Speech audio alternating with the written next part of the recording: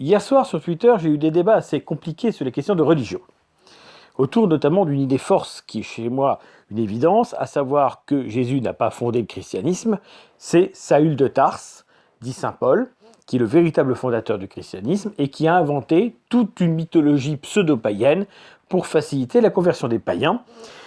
Donc, par exemple, l'idée que Jésus soit né d'une vierge, la fameuse parthénogenèse, qui n'a absolument aucun sens dans le judaïsme, ou encore le fait qu'il soit désigné comme fils de Dieu, ou le fait qu'il veuille répandre son message donc aux païens.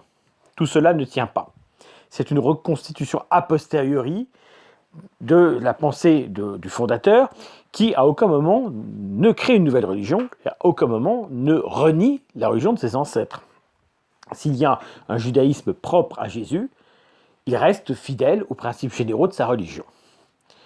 Mais le christianisme doit se réclamer de cette figure et donc doit lui faire dire, a posteriori, des choses qu'il ne pouvait pas dire à son époque.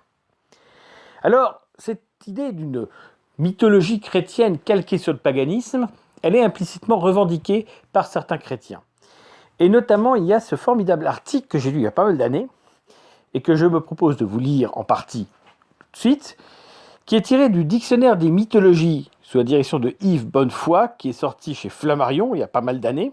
D'ailleurs, il était encore en franc, donc la date précise de cet ouvrage est antérieure à 2002, et donc je l'ai depuis quand même pas mal d'années. Voilà, il est sorti en 1999. Il y a notamment une série d'articles, puisque c'est un dictionnaire, et un article assez long qui s'appelle « Christianisme et mythologie ». Et on trouve ce passage-là. Alors, je vous rappelle, chers amis, que le paganisme, la religion des Grecs par exemple, est antérieure non seulement bien sûr au Nouveau Testament, mais aussi à l'Ancien Testament. Donc le petit chapitre s'appelle « Le Christ et les fils de Zeus ». Et donc c'est un prosélyte du christianisme, Justin, qui dit ceci. Évidemment, il explique ensuite que les païens ont copié le christianisme, alors que c'est évidemment le contraire.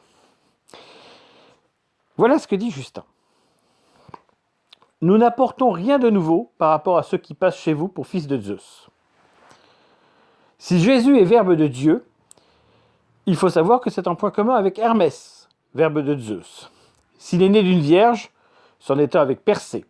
S'il a rendu la santé aux infirmes et ranimé les cadavres, nous aurons à dire qu'Asclépios en a fait autant.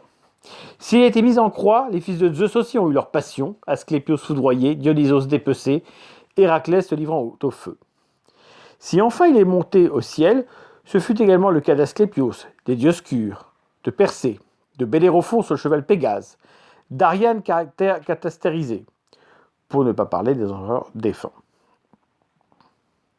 Alors que nous disons les mêmes choses que les Grecs, seuls nous sommes haïs.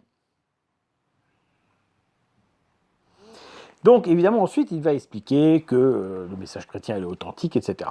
Mais en fait, tout ce qu'il dit là révèle, entre guillemets, les choses. À savoir qu'effectivement, la mythologie chrétienne a inventé toutes sortes de mythes qui ressemblent aux mythes des païens, qui s'inspirent peut-être des mythes des païens, tout en récupérant aussi d'ailleurs différents aspects des religions orientales, qui vont ensuite prospérer au sein de l'Empire romain à partir du IIIe siècle. Donc, très clairement, c'est un chrétien qui le dit, Justin, et qui fait cette comparaison entre le message chrétien et l'hellénisme. Eh bien, ce n'est pas dû au hasard, c'est exactement ce qu'a voulu faire saint Paul. Créer une mythologie chrétienne, calquée sur les mythes païens, pour faciliter la conversion des païens, après avoir constaté que le message du judéo-christianisme était rejeté par les Judéens. Tout simplement.